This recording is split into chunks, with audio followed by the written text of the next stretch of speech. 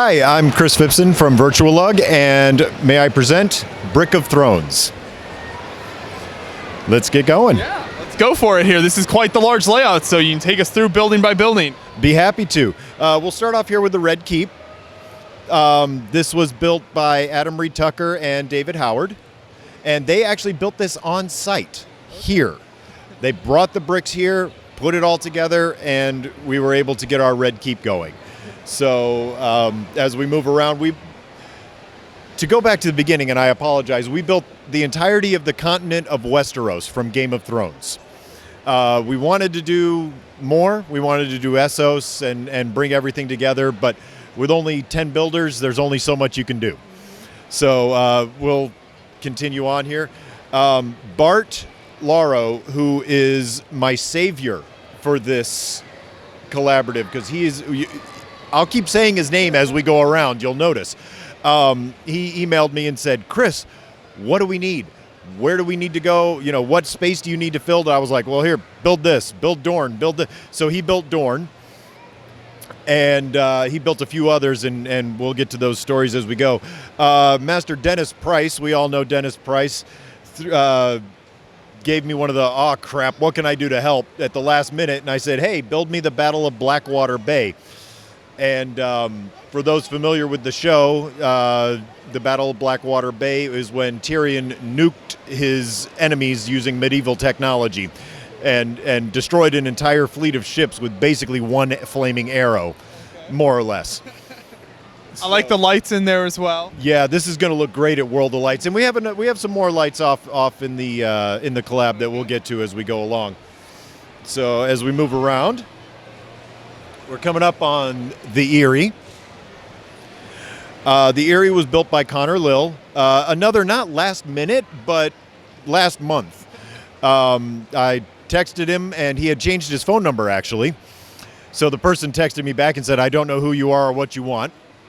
So I got in touch with him other ways, and then we got together, and he said, you know, what can I do? And I said, same thing. Let's do a micro scale, do the Eyrie that's out in the Vale, and this amazing piece is what he came up with. And he's sending me, you know, whip pictures as we're going along, and I'm just like, man, you are pulling this together. So Connor really came through in the end for us, and I can't thank him enough for that. And something I'm noticing as we go along, you talk about kind of the paper technique for the island look here. Yeah, it was fun trying to explain this to people through text, and they could never really fully understand it. I said, okay, what I'm going to do is I'm going to get some rolled brown paper, I'm going to tape it all together and cut out the map of Westeros. What? Come on, guys, stick with me. So I took this to work when I wasn't working, rolled it out in one of the conference rooms, taped it all together, cut it out, we brought it here. Then Lee Jones had me go and get a blowtorch. So I come back with the blowtorch, I'm walking in, somebody's walking in next to me. I said, you know you're in for some serious crap when you're walking into a Lego convention with a blowtorch. Exactly. So we took this out on the back docks there, and we burned up the edges to give it that old world burned map feel. And brought it back in, laid it out, got the paper underneath. We couldn't quite go how we went the Odyssey a couple of years ago, with the blue dots everywhere. That was just going to be way too massive to cover. But we went with this option because it gives the effect. You want that wow factor when you come in. See something different. You know, a lot of people, you go around here and you'll see amazing creations sitting on a table. Yeah. The whole thing has to be part of the show. Mm-hmm. So, and we always try and step it up every year, as you well know. That's why I always look forward to seeing what you guys bring. So that's a really cool technique there. So we'll keep moving with the story then. Sounds good. Let's go along. And this is the front half of Winterfell, built by the guy's name eludes me. Oh, yeah, that's right. It's me. So I built Winterfell, and thankfully my wife is so thankful that this is out of the garage and out of the house. Basically, I took over the kitchen and the garage to put this together. Had the corner of the kitchen where I would build the sections and then take it out to the garage and put it out there. She couldn't be more thrilled that it's all done. Yeah, this took a good 6 months. obviously between family and work and all that kind of stuff, and then you got 6 months of work in between there. I was able to find enough images online to kind of piece everything together, and here we go, Winterfell. Yeah, it turned out great, and I love the round tower technique there. If you can talk about how you got the round towers. That's just your basic rounding technique. A lot of people have used this technique for many years. It's just a single 1x2 brick with a 1x1 round brick, and you just alternate them and then go on a diagonal up. As you can see, he's got the zoom in there. And you just diagonal it all the way up, and you can make, I think about 10 bricks around is the smallest you can do to really make it work well. And that same technique works really well with plate as well. 1x1 round plate and 1x2 plate do the same thing. And you can do it a lot thinner and have, say a well or something. If you wanted to add that, you can use that same technique and alternating colors. I've done that before. So the technique that I'm most proud of, though, in Winterfell, and we should talk about it while we're on this side, I love the roof technique for some of the buildings. There's black tiles that you'll see there on some of the building, on 1, 2, 3 of the buildings. And basically what I did was I just took chairs. You turn them over and you stick them together, and it makes it look like roof tiles. Oh, yeah. So that's all that is a couple of hundred chairs.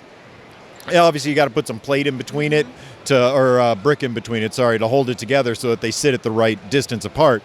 But then you can make that, and it's really, really sturdy. I'm not going to jump up on the table and show you, but you can pick up those roof pieces and carry them in one hand, and they can be 12, 14 inches long, and you can hold it in one hand. It ain't going anywhere. Yeah. So moving on, we got the little iron throne here. This is really sad. I honestly do not know who built this. This was built on site last night. Someone sitting right here next to it. I think Roy Cook was involved in the build, so we'll go ahead and give Roy the credit. But I saw someone else sitting here, and I'm not entirely sure exactly how the whole thing came together and how it turned out. But I mean, for being built on site, as with the Red Keep, just phenomenal work. I'm picking up on the theme of a lot of sort of last minute work here as you put this all together. Well, see, the thing is, like for the Red Keep, Adam's known, that was built, as I said, by Adam Reed Tucker and David Howard. Adam's known about this for about 8 months now. Okay. A couple months back, he said, hey, I started on the Red Keep, and this is the earliest I've ever started on a build. I said, oh, good, send me some whip pics, pictures of the work in progress. He's like, oh, well, patience, I'll get to it. And then earlier this week on Monday, Lee Jones texts me and he says, hey, Chris, I'm heading over to Adam's house. We're going to start building the Red Keep. I said, crap. But as you can see, it all came together in the end. There's a few people that I know very well that I have utter faith in. When they tell me something is going to happen, I don't question it. When Adam told me that this would be here and this would happen, I knew it was going to be here. I didn't even panic on Wednesday when it wasn't built and it wasn't here. I have faith in Adam. I know he's going to pull it off, and he did. Perfect. So then move down here. We've got a couple white bricks, I think, here. Yeah, there's 1 or 2 white bricks there. Maybe 3 or 4. But first, Castle Black. This is obviously where the brothers of the Night's Watch defend the wall against the terrors of the North, blah, blah, blah. This was built by Roy Cook, and he did some really, really awesome techniques with jumper plates for the roofs. And I wish he was here to give a little bit more information on that, but as long as I plug just that little bit about that, he's very, very proud of the roof technique that he worked on there, and how we have the little jumper plate sticking out on the side on this closest corner tower. You can see it, the little brown one. Yeah, the little brown piece is sticking out there. He's telling me about it. And he goes, that was actually an accident, but it was an awesome accident, because if you see how it turns out, it looks like a real castle. How somebody would, these wood pieces are sticking out. So he really came through on this. And then the elevator, which should be going up and down right now, but it's not, was built by Brian Bonahum. Okay. And he built that section, brought it, and put it in there. Brian comes up to me this morning right before or during public hours, and he looks at the build, looks around, stops, looks at me, and goes, "Chris, why isn't the elevator working?" I said, "I don't know. We'll have to ask Lee." Of course, Lee was, as we move on to the next piece, doing the wall until about 6:30, 7 o'clock this morning. Wow. So he got that done. He's been working on this as well for a good 6 months, section here, section. This, when you guys will have to come back for World of Lights. This is another thing that lights up. It's going to look amazing. And fun story with the wall. On Wednesday, when we all started loading in, the wall was in Minnesota still. There was a problem with customs getting it to ship from Alberta down to here. So there was a little bit of panic going on, slightly, but we got it all together. It showed up yesterday. It was yesterday earlier. Unpacked it. Lee and Danette, his wife, everybody got together. We pulled in a couple of people from around, wherever to just start putting out the trees and the wildlings and the White Walkers over there, and everything came together. So Lee is responsible for everything on the north here, except for the next piece, which is Craster's Keep. Craster's Keep was built by Alice Cook, Roy's wife, and my first reaction when I saw this, she posted a picture in our forum in a Virtual LUG, and I stopped and I looked at it and I said, wow. When you put it next to something the size of the Wall or the Winterfell or Daenerys, who we'll get to later, the size, they always say size doesn't matter. And in this case, it is absolutely true. Size does not matter. This is probably my favorite build on the table. I love this. The techniques she used for the wood beams that go through things, and just all the little detail that's in there. She did an amazing job. The staggered brown tile technique for the roof is really great as well. I really like that. Oh yeah, I love that, and how it crosses on the top there. It's just phenomenal. Everything. Yeah, very impressive. So, and then these trees here. What is that from a set, or are those custom? Those are custom. Okay. Lee did those himself. He ordered the trees in green, obviously, because that's the color that Lego gives us. And he took care. They did basically painting it is the short version. There was a little bit more involved in that, obviously, but and he got it all together, and then he got all the wildlings who are going to attack the wall. They've got the mammoth hooked up to the back of the wall there to pull the door open. Everybody, we've been asked a lot, wait a minute, whose side is the mammoth on? Well, the mammoth's on the wildling side, but they got him hooked up in there so he can pull the door open so the wildlings can attack. And then we got the Brothers of the Night's Watch all up here ready to defend the wall. And then as we move down, behind the wildlings coming in are the White Walkers and their army, the Whites. The army of the undead. We got one of them here on their skeletal horse. And so this is, Lee pulled all this together as well. This is really, really impressive. And we had a small army of volunteers last night putting minifigs together and putting weapons in their hands and getting the trees placed and everything. That's all just a lot of labor there. Yes, a lot of labor, getting all the trees placed, all that kind of stuff. And then looking at the wall here, so the inside is totally hollow. So kind of what's the structure there so that thing isn't just falling apart? Black magic, mostly. I think he sacrificed someone to Rolor, the god of, the Lord of Light from the show. He might have burned a daughter of something. I don't know. Melisandre's over there on the Castle Black. We can ask her. She knows all about him. But it's basically just a brick structure behind, and then with the slopes and whatnot built into it.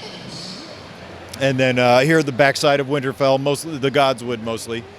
I do have to apologize for your video. Perhaps you can come back and take a picture later, but the branches actually fell when Lee put that big pizza-sized thing of red leaves on the top of it. So the branches are kind of down. They should be a little bit up. I apologize. It's understandable. There's a lot going on there. You know, it's a complicated build. Yeah, there's a lot going on there. And like this morning, again, I came back first thing this morning, started building these little trees and putting them out all around just so it didn't... why does Chris have a bunch of green base plates sitting there? Got to get a little something going on.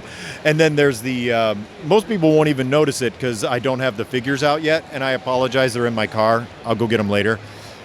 Most people wouldn't even notice the chopping block there for when people, you know, defect from the Night's Watch and try and run and then get decapitated. So moving on to the center, we have the twins out in the middle there. That was also built by Bart. And he and his son put that together last night in about 2.5 hours. It was another one of those, hey, Chris, let's fill some space. What do you want? And I said, oh, do the twins. He said, what do you have? We pulled out what brick we had, and we wanted to do something different because we have dark gray for Pike. We have, you know, the dark gray for Winterfell, a lot of dark gray. I said, oh, here, I've got these, light gray profile bricks. Knock yourself out. They pounded that out in a couple hours. Wow. It was very impressive. I was very happy with that. And then if we move on, we have the ever not present Mark Kelso. I haven't seen that dude in 6 years? But every year he comes through and just creates something amazing. And if you look here, we have the Iron Islands or Pike of House Greyjoy. For those of you that are familiar with the show, you know that this is very, very show accurate, right down to the little rope bridges in between the buildings here. And we won't, give away spoilers as to what happens on those rope bridges, but I'm pretty sure you can figure it out. So he put this all together in Indiana, and he gave it to Brian Bonahum, and Brian brought it up. And a lot of fun. You open up, you're trying to figure out how to open the boxes because there's special boxes that he had these in. Well, the instructions on how to open the box were inside the box. So after we got through the first one, it was nice to read. That actually brings me back. While he's filming the lovely Pike here, we don't have to go back, but the Mammoth was built by Giovanni Seynhaeve, I believe is how he pronounces his name. He's over in Belgium, and he shipped it to us. And Bart, it was Roy actually that opened the box. And the Mammoth and the Giant were very easy to put together. He had a couple of parts missing, but Gio was nice enough to include instructions for us in Dutch. We don't speak Dutch. Didn't quite think that one through. No, and the fact that he can type and is part of our group and speaks English and understands English, but he did the instructions in Dutch. I think he's trolling us. Yeah. But that was fun. But Kelso also included an instruction booklet. It's very nice, folded 5-6 pages. The first thing here, how to open the box. Gee, thanks, Mark. But the build turned out great. The build turned out great. We'll go to the corner first. This was Old Town. Also built by, hey, guess who? Bart. I wasn't kidding when I said this guy really came through for us. After he built Dorne, he said, okay, what else? I said, because we have Kevin Lauer as part of our group, but he had some family things that he had to take care of and had to exit this build. So I said, he was supposed to do Old Town, so how about Old Town? Bart went, looked up the pictures online, found out what it was, and put this together for me in just a couple, in a day or two. Then we have, hey, guess who built this? Oh yeah, Bart. This is Daenerys Targaryen, mother of dragons.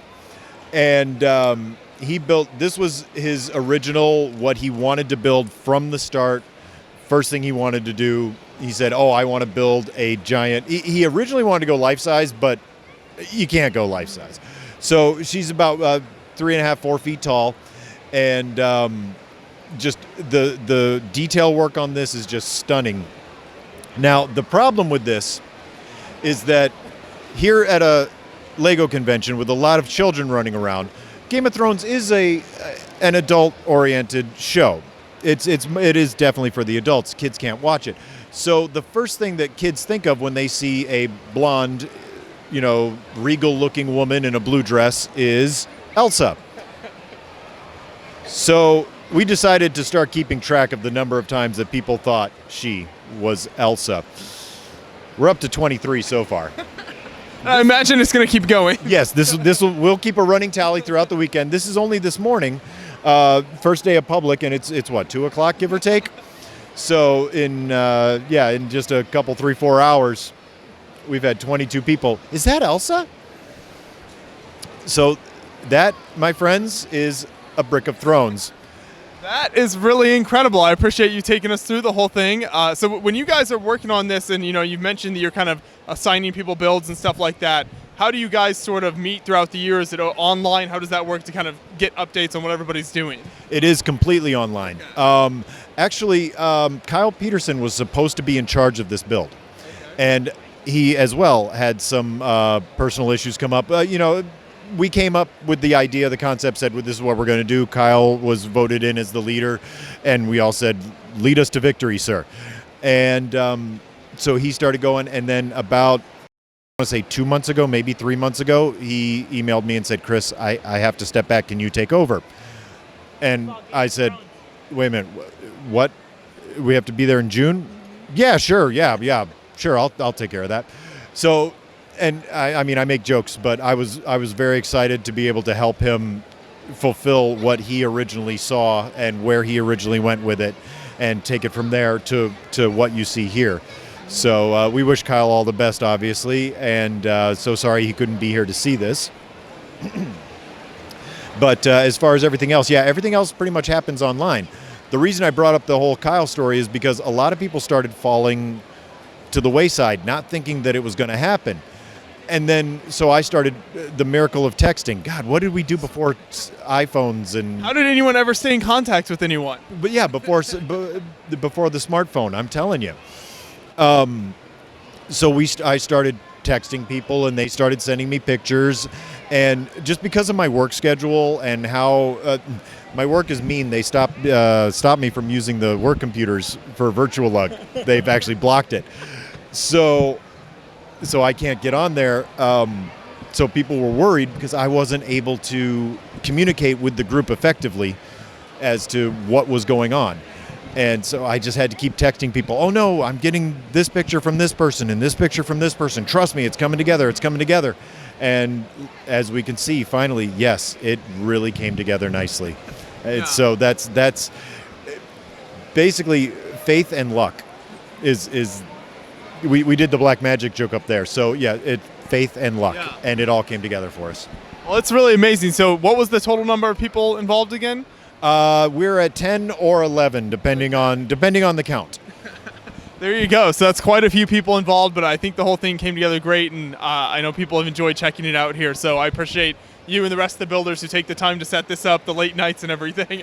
Thank you very much. And if I could have you read the back of my shirt of High Valyrian. Yes, all men must build in Valar Adruda Masverdagon. There we go. Because I'm not going to try and pronounce that. I'll butcher it for you. Thank you very much. There we go. Thank you. I appreciate it. Thank you so much for coming out. Yes. We'll see you around.